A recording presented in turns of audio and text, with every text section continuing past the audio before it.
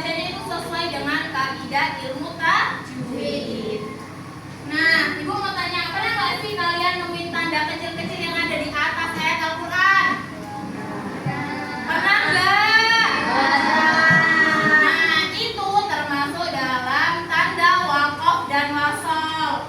Kalau waqaf itu berhenti, jika wasol itu bersambung atau membacanya terus. Nah, waqaf menurut bahasa artinya berhenti atau menahan. Sedangkan menurut istilah tajwid, yaitu menghentikan bacaan Al-Quran sejenak untuk bernapas dengan niat melanjutkannya kembali. Jika kalian ketemu tanda-tanda waqaf yang ada di atas ayat Al-Quran, itu sebaiknya berhenti supaya kalian ketika membaca itu tidak ngos-ngosan. Soalnya banyak anak-anak yang membaca Al-Quran masih sering mengambil nafas padahal itu tidak menemukan tanda waqaf. Jadi itu perlu diperhatikan. Kita belajar ini itu supaya ketika kita membaca Al-Quran itu kita tidak berhenti di sembarang ayat. Jadi ada tanda-tandanya tersendiri.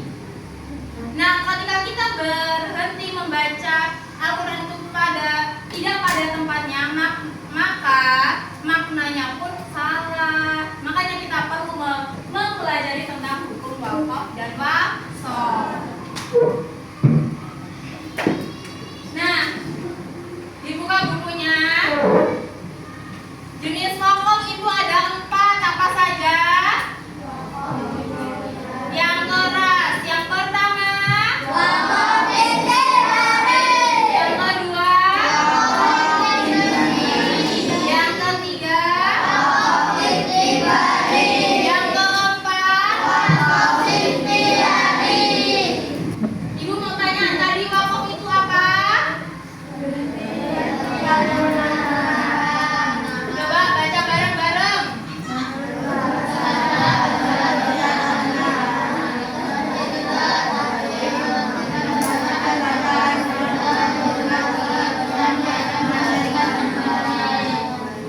Jadi, waqaf menurut bahasa artinya berhenti yang sudah Ibu jelaskan tadi. Sedangkan wasol menurut bahasa menyambung. Sedangkan menurut istilah yaitu meneruskan bacaan Al-Quran tanpa berhenti dan tanpa mengambil nafas. Jadi ketika kita membaca Al-Quran terus kita berhenti itu dinamakan wasol. Waqaf bukan berhenti. Nah, benar nih akal. Kalau membaca Al-Quran, kalau waqaf itu berhenti, kalau wasol itu atau terus.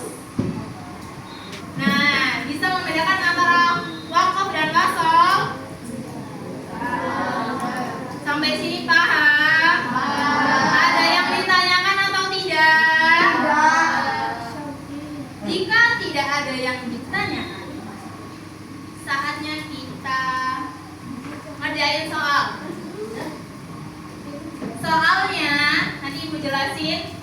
Ini totalnya berapa? 30. Bagi kelompok menjadi 6.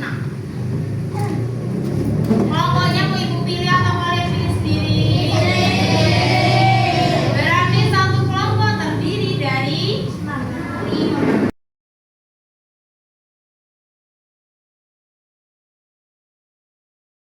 Tugasnya di sini Ibu punya kartu beserta contoh ayat. Nah, tugasnya kalian mencocokkan antara pengertian dengan contohnya. Paham? Ibu bagi.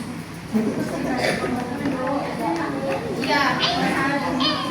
Jadi kalian diskusiin mana sih ayat ini contohnya? Dengan pengertian yang mana?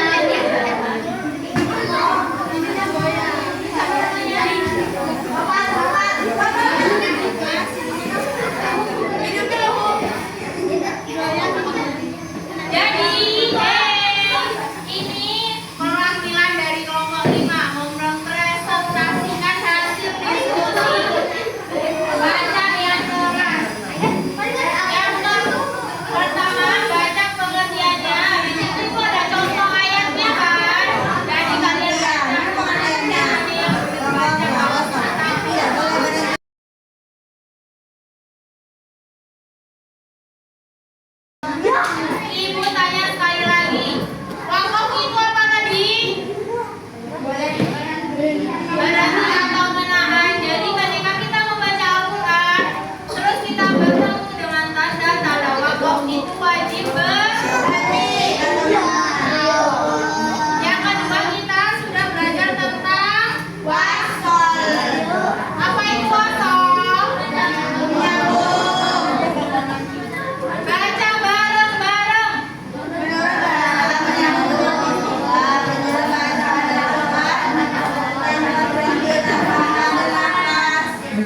Ya, dari wakaf itu ketika kita membaca Al-Quran berhenti. Kalau wasol itu menyambung atau dibaca terus. Terus ibu mau tanya, wakaf dibedakan menjadi 4 apa saja? Buka bukunya.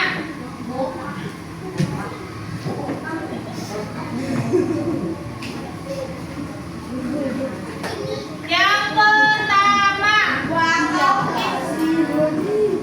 Yang kedua wakaf istihbari. Yang ketiga wakaf istihbari. Yang keempat wakaf istihbari.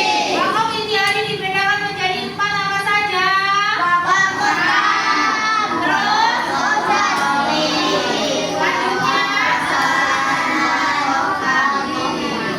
ya, ada yang bisa menyimpulkan pembelajaran pada pagi hari ini?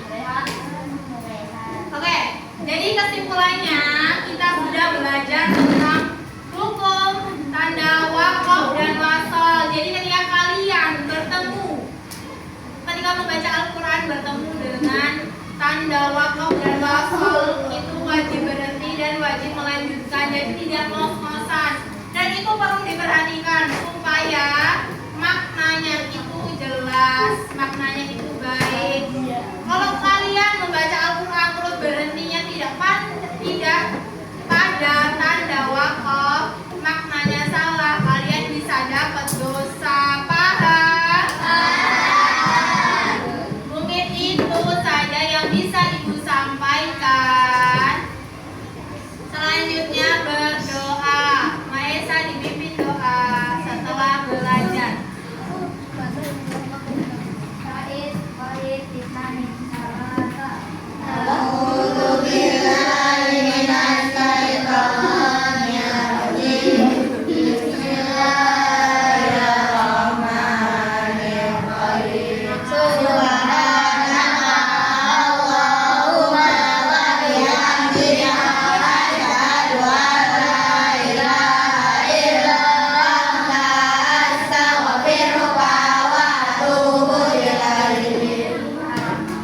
Mungkin yang itu saja yang bisa ibu sampaikan, kurang lebihnya ibu mohon maaf. Ibu akhiri, wassalamualaikum warahmatullahi wabarakatuh.